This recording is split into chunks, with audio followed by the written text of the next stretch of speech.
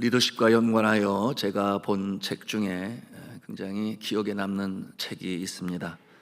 하버드와 콜롬비아 대학원에서 리더십 과정으로 가르치는 교재이기도 한데요, 경영자 또는 리더의 공감력, 소통력, 표현력에 관한 책입니다. 한국말로 번역된 책 제목이 어떤 사람이 최고의 자리에 오르는가, 어떤 사람이 최고의 자리에 오르는가. 굉장히 참 강렬한 제목 아니겠어요? 특별히 이 지도자, 어떤 단체의 인도자가 들으면 얼른 사서 볼 만한 그런 제목을 제시하고 있는데요, 왜냐하면 세상 사람들은 항상 최고를 원하기 때문에 그렇습니다. 그런데 그 책의 원 제목은 그렇게 노골적이지 아니합니다. 그 제목이 The Hidden Qualities That Makes Us Influential 이라고 하는 제목인데요, 뜻이 우리를 영향력 있게 만드는 감추어진 자질, 이렇게 완곡한 표현의 제목인데 책을 팔려고 하니까 그렇게 강력한 제목을 썼다 생각이 듭니다. 그런데 주제는 세상 사람들이 어떠한 지도자에게 끌리는가, 어떠한 자가 군중을 이끌고 목적을 성취하며 능력을 발휘하는가, 그 자질들을 연구조사하고 나열해서 보여줍니다. 그것은 크게 두 가지 조화에서 이루어진다라고 하는 것을 강조하고 있는데요, 하나는 강함, 그리고 또 하나는 따뜻함입니다. 여러분, 이 강함과 이 따뜻함은 서로 대조적인 모습이기 때문에 함께 어울리기가 쉽지 아니에요. 그러므로 충돌할 수밖에 없습니다. 강함과 따뜻한 말입니다. 그런데 이 역사의 모습을 보게 되니 역사의 수레바퀴는 이 강함, 그리고 강한 능력, 심지어는 공포를 조장하는 리더들에 의해서 끌려왔음을 보여주고 있습니다. 쉽게 생각하면 포악하게로 유명했더니 아시리아의 군대, 그 이름만 들어도 세상 사람들이 벌벌 떨었어요. 그런가 하면 로마의 십자군이 또한 그랬습니다. 2차 세계대전을 일으킨 독일의 히틀러나 소련의 스탈린, 중국의 마오쩌둥, 그리고 친족까지도 아주 냉정하게 죽인 이 초기 김정은의 공포 정치를 보면 금방 이해가 갑니다. 이 강한 지도자 앞에 군중은 끌린다는 것이죠. 지도자의 자질 중 윤리, 도덕성, 청렴성 좋아 보이지만 그래서 온도로 보면 그 자질은 따뜻한 자질인데요, 그런데 군중에게는 그 모습이 유약해 보이기 때문에 오히려 두려움을 느끼면서도 강한 자에게 끌리고 강한 자를 추종하고 따른다고 하는 것이 역사 속에 보여진 모습이었던 것입니다. 그런데 이 책이 마음에 드는 것은 그때의 시대는 그러하고 오늘 이 시대의 20세기와 21세기 초에 이 성공한 CEO나 정치인들, 지도자들을 보다 심층적으로 조사해 보니 과거의 그와 같은 이 군주적인 리더십의 시대는 끝났다는 것입니다. 그것이 이 강의한 이 논문을 통해서 보여주고 있는 것인데요, 이 시대의 최고의 영향력을 미친 성공자들의 그 자질에는 하나같이 공통점이 있는데 그것이 무엇이냐, 바로 이 강함과 따뜻함이 잘 균형을 이룬, 배합을 이룬 그 모습이 오늘 이 시대의 뛰어난 정치자여 또한 CEO여 또한 기업인이라는 사실을 발견해낸 것입니다.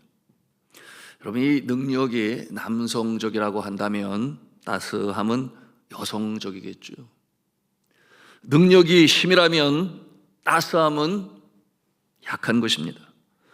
능력이 튕겨낼 수 있는 힘이라고 한다면 따스함이란 품을 수 있는 매력인 것이죠. 저자는 결국 차가운 머리, 뜨거운 가슴을 겸비한 자가 이 시대의 성공적인 지도자의 자질을 가진 자가 될 것이다 하는 것입니다. 저는 이 자질을 성경에서 여러 인물들이 있습니다만은 오늘 우리에게 말씀을 전하고 있는 사도 바울을 통해서 보게 됩니다. 그리고 그와 같은 모습을 보면서 저도 그러기를 또 바랬고 기도해 왔습니다. 한마디로 표현하면은 냉철한 지성 플러스 따뜻한 인성, 이 두 가지가 합쳐져서 영성이 나타났고 이 사도 바울의 사역은 계속해서 확장되어져 나갔음을 볼 수 있습니다. 그런데 믿는 자에게 이 조화로운 영성은 언제 나타나는가? 내가 나의 약함을 인정할 때 비로소 나타나게 됩니다. 내가 나의 약함을 자랑할 때 주의 능력이 나타납니다. 그래서 때때로 연약해 보일 수 있어요. 누가? 종교 지도자들의 모습이에요. 그것은 기독교 안에서도 마찬가지겠죠. 그런데 주님의 능력은 그와 같은 자에게 나타난다고 하는 것입니다. 그러기에 누구의 이름이 높임을 받는가? 사람이 아니라 주님이 높임을 받는 그와 같은 모습이 바로 성경을 통해서 우리에게 주시는 주님의 영성이다 하는 것입니다.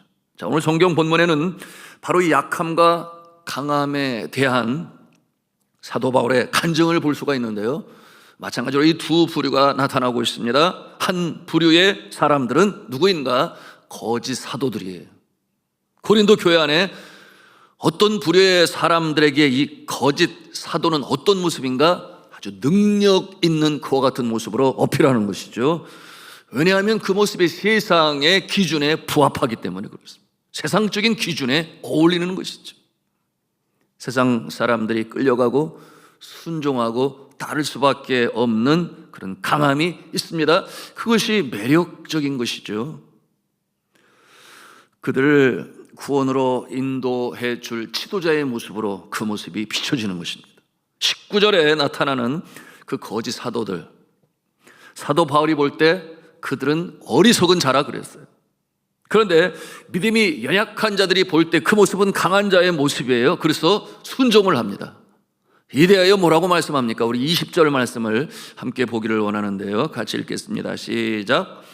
누가 너희를 종으로 삼거나 잡아먹거나 빼앗거나 스스로 높이거나 뺨을 칠지라도 너희가 용납하는도다. 여러분, 이와 같은 지도자의 모습을 떠올리면 누가 금방 떠올릴 수 있겠어요?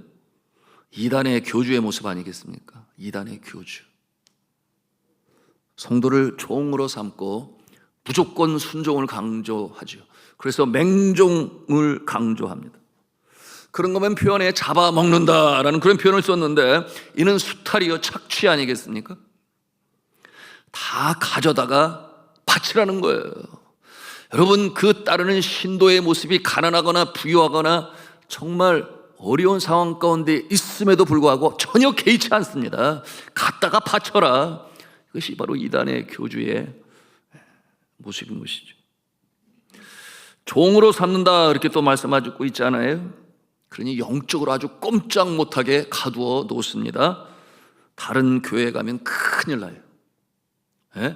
그 모습이 마치 그 교회는 구원이 없는 것처럼 그런 뉘앙스를 가지고 소위 요즘 말로 가스라이팅을 합니다. 떠나면 큰일 나는 것처럼 그렇게 추지시켰어. 먼 곳에 가도 되지 아니에요. 늘 거기에 있어야 합니다. 그런가 하면 스스로 높인다 그렇게 또한 표현을 하고 있는데요, 자신이 한없이 높아지는 거예요. 제가 전에도 말씀을 드렸습니다. 명등포의 모 교회, 지금은 구속당하여 감옥에 가 있습니다마는 하나님의 우편에는 예수님이 앉아 계시는데 하나님의 좌편에는 누가 앉아 있느냐, 이런 아리송한 질문을 해서 무슨 뜻이겠습니까?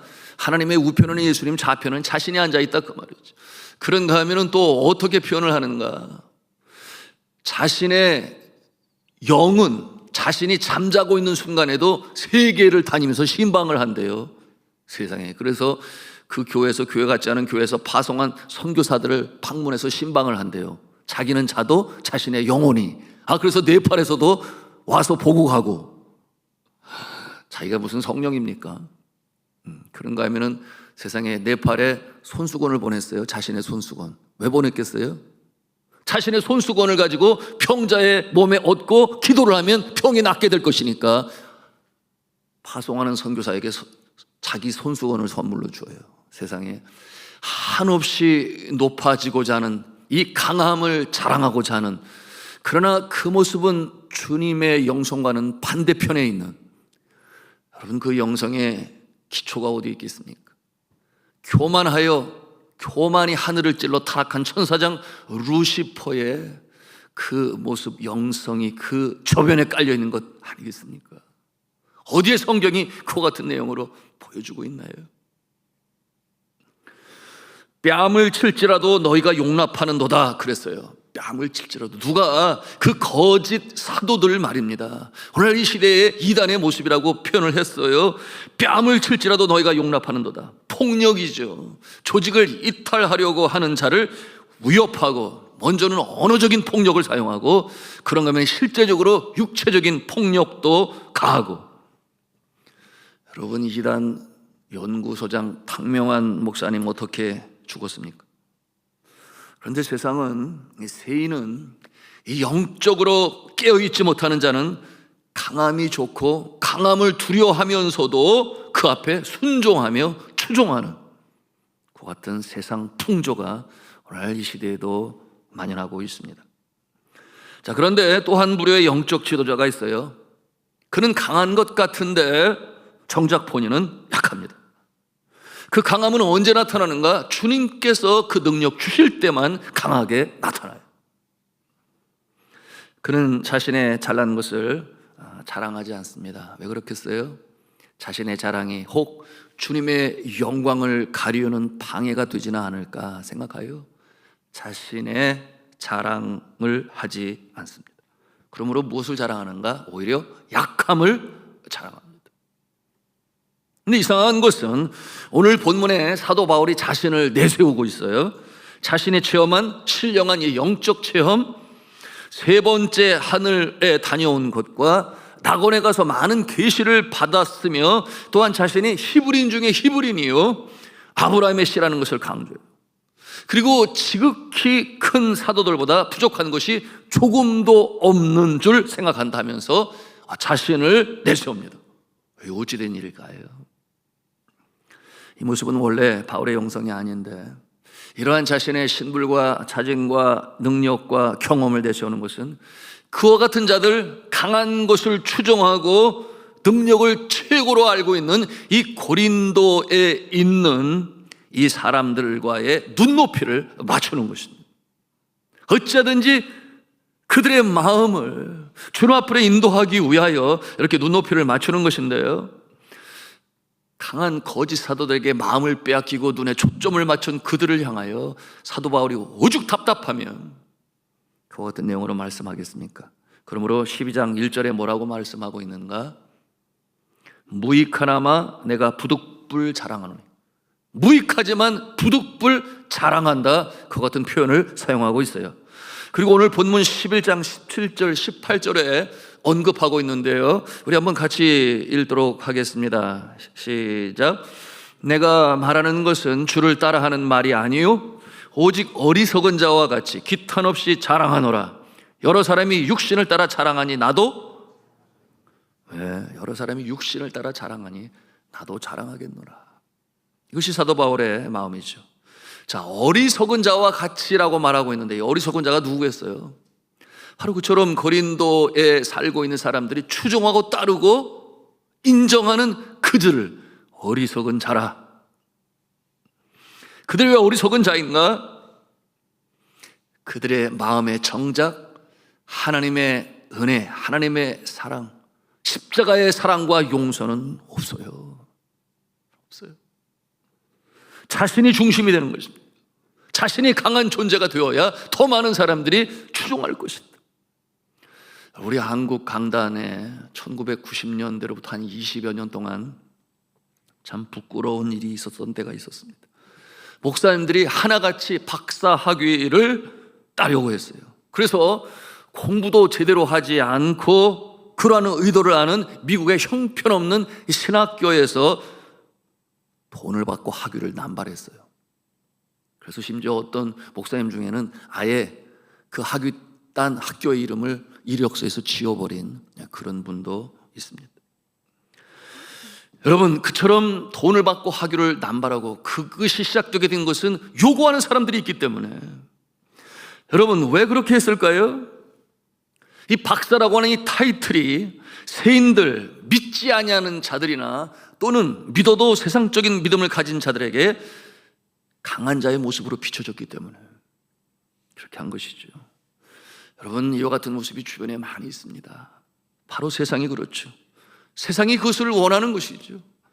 거기에 편승하다 보면 정작 십자가의 도, 십자가의 영성, 그 거칠고 볼품없는 십자가 아니겠습니까? 사람들이 외면하는 십자가, 그러나 거기에 능력이 있고 거기에 생명이 있는데 그것은 무엇이에요? 철저히 나는 죽고 예수로 산다 하는 것 아니겠습니까? 개인의 능력으로, 명예로, 감투로, 강한 모습으로 해결하라고 몸부림치지만, 그러나 주님은 아시지요. 다 아시지요. 그와 같은 모습에 주님의 능력이, 주님의 역사가 나타나겠습니까? 나타나지 아니에요. 그 인간적인 몸부림치는 것에 불과한 것입니다. 여러분, 주 안에서 자랑하시려면 주 안에서 자랑하시기를 바랍니다. 오늘 말씀의 주제인 것이에요. 자랑하시고자 하면 나의 약함을 자랑하시고, 반면에 강대하시고 능력이 많으시고 사랑과 용서가 많으신 주님을 자랑하시기를 바랍니다. 오늘 말씀에 내가 부득불 자랑할진대 내가 약한 것을 자랑하리라. 사도 바울이 그랬습니다. 23절 이하로 열거되어지는 이 사도 바울의 자랑, 여러분, 그 자랑은 세인들의 눈으로 보면은 부러워할 것 하나도 없어요. 오히려 감추고 싶은 부분들 아니었겠습니까? 오히려 피하고 싶은 것들, 그 내용이 뭐예요? 옥에 갇히고 매도 맞고 태장으로 받고 돌로 맞고 강도의 위험, 동족의 위험, 이방인의 위험, 광야의 위험, 못 자고 줄이며 목마르고 굶고 헐벗고. 여러분, 이 중에 어느 것 하나 그렇게 부러운 것 있나요? 다 피하고 싶은 건 아니겠습니까? 그런데 사도 바울은 그것을 오히려 내가 자랑하노라, 굉장히 역설적인 이와 같은 모습을 보여주고 있습니다. 그런데 바울에게 이보다 더 크고 그리고 큰 고난과 아픔이 있다고 그랬어요. 그것이 무엇인가 하면 28절, 29절에 있는 내용인데요. 우리 같이 그 말씀을 읽도록 하겠습니다. 시작. 이외의 일은 고사하고 아직도 날마다 내 속에 눌리는 일이 있으니 곧 모든 교회를 위하여 염려하는 것이라. 누가 약하면 내가 약하지 아니하며 누가 실족하게 되면 내가 애타지 아니하더냐. 얼마나 신실한 주의 종입니까? 자신의 관심의 초점이 자신이 아니에요. 하나님께서 맡겨주신 이 약물이, 그들이 약할 때 나도 약하고 그들이 실족하면 내가 실족한 것처럼 더 마음이 아파서 그것을 오늘도 주 앞에 기도하는 친정한 주의 종의 모습, 그 모습을 우리는 대하는 것입니다. 그러니 하나님께서 쓰시지 아니하시겠습니까? 그러니 하나님께서 사랑하시지 아니하시겠습니까? 그러니 하나님께서 그 사역의 지경을 점점 더 확장시켜 나가시지 아니하시겠습니까? 제 말씀을 맺습니다. 여러분, 주님을 섬기시느라 많은 어려움이 있습니까? 믿지 않는 남편 때문에. 그러는 가운데서도 그런 가정에 시집와서 나는 선교사의 모습으로 보내셨나 보다, 그것이 기도 제목이 되고, 때로 속 터지고 가슴 아프고 눈물의 골짜기 험산 출령 걸을 때 왜 없겠어요? 직분자로 구역장으로 나나 추수리도 바쁜데 하물며 구역원들 중에 이 어르신들을 섬기는 구역장님들 계세요. 그런가 하면 그 중에 아주 믿음이 없어서 아주 그냥 뺀질뺀질한 이 순종하려 하지 않은 이 구역원들을 바라보면서도 그래서 끌어안고 밤송이와 같은 존재를 가슴에 끌어안고 말입니다. 그 자신뿐만 아니라 그들의 자녀, 손주들까지도 위해서 기도하는 구역장의 눈물이 바로 이 사도 바울의 모습 아니겠습니까? 자, 사랑하는 성도 여러분, 우리가 약함을 자랑할 때 주님께서 안아주십니다. 그리고 우리의 속사람을 강건케 하십니다. 때때로 제 자신도 그런 느낌을 받을 때가 있죠. 하루의 일과가 이른 새벽부터 바쁘게 진행되고 온종일 바쁘게 진행될 때가 있어요. 그리고 집에 오게 되면 누가 문을 열어주나요? 띵동하고 제가 문을 열고 들어가는 거죠. 그러면서 선교지에서 했던 것처럼, 여보 나왔어, 나 오늘 수고 많이 했어. 어두운 집안에 불을 켜고 그렇게 고백할 때가 있는데, 그런데 거꾸로 생각해 보면 저뿐만이겠습니까? 내 팔에 있는 제 안에도 막간지 상황이겠죠. 그러나 그와 같은 모습 속에 하나님이 주시는 위로와 그 신비한 은혜가 있음을 체험하며 또 살아가며 사역 감당하고 있는데요. 자, 사랑하는 성도 여러분, 우리의 약함을 자랑할 때, 부득불 자랑할 때 주 안에서 자랑하라. 여러분, 그 심령 주님께서 이해하시고 복을 주셔서 더 크신 하늘의 신령한 은혜와 따뜻한 위로로 함께 하심을 믿으며 오늘을 살아가시는 저와 여러분 되시기를 주님의 이름으로 축원합니다.